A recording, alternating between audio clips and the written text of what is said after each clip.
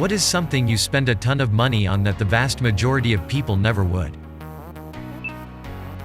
My daughter's cheerleading team. It is so ducking expensive, but she really loves it. And it's done tons for her self-confidence and time management skills.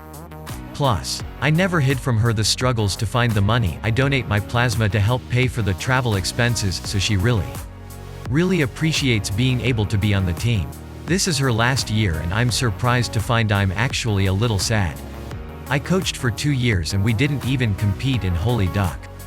Our clothing alone was like $600 plus. I covered the costs of a girl who couldn't afford it and tried to keep it a secret but ended up with a mom drunk texting me about letting some little girl get a uniform without paying her fees. That's the year I quit. Cheer is ducking wild. You go for supporting your daughter. My girlfriend was a coach for years at a competitive gym and Holy Duck the parents of some of these kids. My GF would get so many aggressive texts. Let'a just say if I was the coach I would have been fired lol. They don't want her to beat me, but they want their kids to win first place every time. She promised the kids that if they had no mistakes during one of the completions she would take them all roller skating and pay for it. Well, they ended with 2 counts or whatever they're called. They weren't drops but they counted against the score, so she said no skating. Some of the parents got so aggressive and upset. I know she loved the job but the parents were ruining it for her. I coach high schoolers, rowing. And the team has a parent liaison. If you're upset about some coaching decision or how something is being done, you have to talk to that person before you can talk to the coaches. Which means I have never, ever gotten a parental complaint. Another team offered me a head coach position, but the pay raise was not enough to lose having a parent liaison. I'm about to drop $1,000 to repad my flute. Hey fellow flutist, I dropped a few grand on a new head joint earlier this year. Totally worth it. I raise butterflies. When the caterpillars eat their way through the plants in my yard, I go buy them more. I've spent probably $400 on them last year. I bought a ton of fennel to finish up my swallowtails, another ton of milkweed for my monarchs, and tomato plants for my hawk moths. Edit. Aw, thank you for the sparklies. I'll make a post about it when it's not Thanksgiving. Where would I put this post? Grin. Edit 2, for those who keep asking. I let them all go. But I'll hold on to the moths until nighttime. How? You plant's their host plant. They lay eggs and the caterpillars chomp the plant down. You just make sure they don't run out of plant, or get eaten by lizards, wasps. I used to raise them indoors. But I had more time then. They can get sick, in which case, you have to stop growing that plant in that area for a bit. And no, I'm not on TV. There's lots of us. This is a public good though. Most people wouldn't spend money on that, but it's highly commendable that someone out there does. Massages. I get terrible tension headaches and medication never did the trick. Massages keep it in check. Edit. Obligatory thank you for the gold and silver. This is my first gold and I'm pretty stoked. Also, thank you to everyone for your advice. I've tried some of the things you've suggested, but I'm getting lots of new ideas. Thanks for caring. I relate to this. I have 2 different massage therapists I see. One that I pay out of pocket for. The other my health insurance pays for. I have migraines and serious back issues. Keeps me off painkillers. I spent about $5,000 turning my garage into a free weight gym. The UPS guy loved me for about 4 months straight. Edit. For those that have been asking. Horse mat to cover the floor since it's cheaper and more durable than gym matting. A couple of dumbbell racks with dumbbell sets 5 pounds to 85 pounds. A good deadlift bar. A good cambered squat bar. A good bench bar. Flat bench heavy duty. Adjustable bench. 2 weight trees. One for either side of a heavy duty power rack. 14 45 pounds plates. 8 25 pounds plates. 8 10 pounds plates. 8 5 pounds plates. A set of chips. A heavy duty bob. Good bar clips. A range of assorted rubber bands. A good lat pull-down machine. A decent heater. An okay Wi-Fi speaker. Old mixing bowl to hold chalk. I've been lifting for 18 years. Just got tired of gum fees. Edit 2, misspelled gym. Leaving it. Also leaving the wrong thing.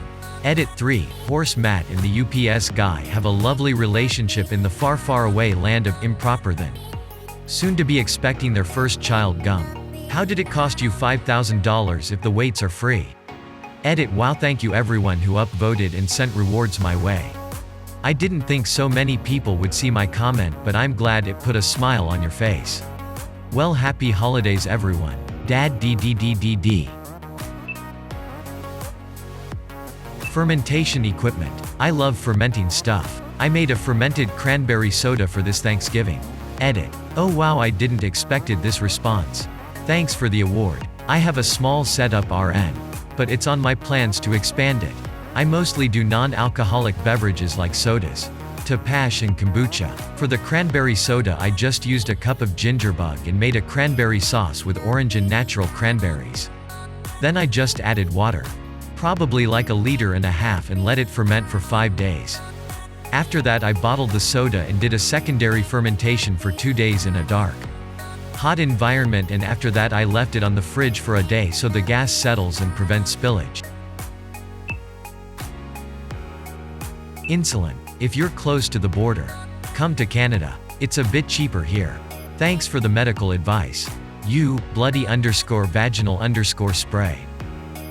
Seltzer water. It substantially cut down on my alcohol intake and I never drink soda anymore. But to anyone who had never been to my house, you'd think I was stocking up for the end of the world or looking into becoming a seltzer distributor. Buy a 5-pound cylinder of CO2, a regulator, hoses and a carbonator cap that fits soda bottles. I drink about 200 liters of soda water a year and the rig cost $100. Check the web for kit lists. Worth every penny. Edit. America has SodaStream, but there are 3 advantages to the DIY rig. You can make and store multiple bottles in the refrigerator. It's fizzier, and it's a lot cheaper. Edit 2. This popular science article is the one I referenced years ago. I also fill the bottle completely. Squeeze out about 1/4 of it. Put the cap on with no air in the bottle. And chill before charging. Also thanks for the gold. I dropped $1,000 to own this Nazi German Shepherd puppet from the TV show Danger 5. I got it at an auction the producers of the show put on a couple of years ago, and I don't think a lot of people would be willing to drop that kind of money on a prop. For those of you unfamiliar with the show, it's a hilarious Australian comedy about a group of spies who are trying to kill Hitler. But the show, at least the first season, is shot like it's from the 1960s. Here are some of the scenes featuring my puppet. And a bonus gif of my puppet watching himself. Okay, this is the first reply that is truly something almost no one else would spend money on. Congrats. It's so ridiculously random yet intriguing. Well done. The Sims franchise. $700 plus down the drain for pixels who say DARPA dabble dips. Edit. I like how the first thing I post is about my Sims shame and I get 10k upvotes. The Sims series needs a good competitor because the prices have been going way out of hand ever since 2 came out. Computer components. Set to drop an ungodly amount of my paycheck on Friday at Micro Center. It's been 6 years since my last CPU upgrade, don't judge me. I like to collect fossils and pretty minerals that I spend way too much on, but it's my hobby and I love it. A mixed reef aquarium for my living room. The amount of money you can potentially spend in the hobby is ludicrous. But there is something captivating about watching all the interactions in a marine ecosystem as it grows. Many of the best-looking corals and fish can also be grown sustainably by aquaculture suppliers now. Which I think is important if you want to be a responsible pet owner. The other big draw for me is all the gear and tech which is available to tinker with.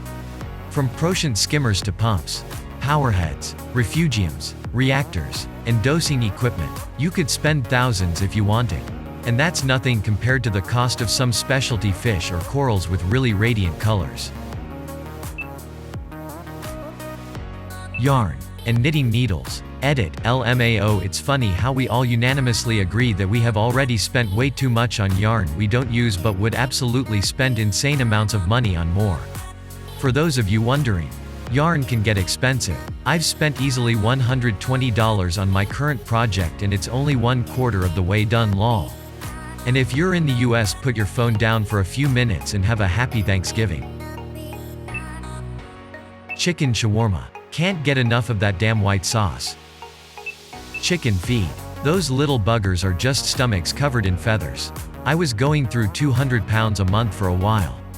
Even though they free range and eat everything they can find.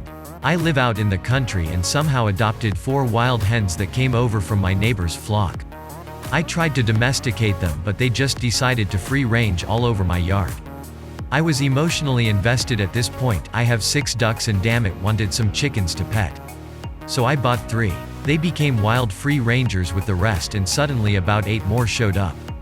I'm on month 6 now of feeding all these birds and I get to pet 0 of them.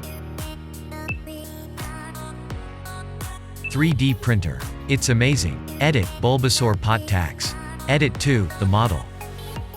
Fencing and fencing accessories. Not the barbed wire type, but the stabbing people with long pointy metal sticks kind. What did you think about this video? Did you like it? Please leave some feedback in the comment section below.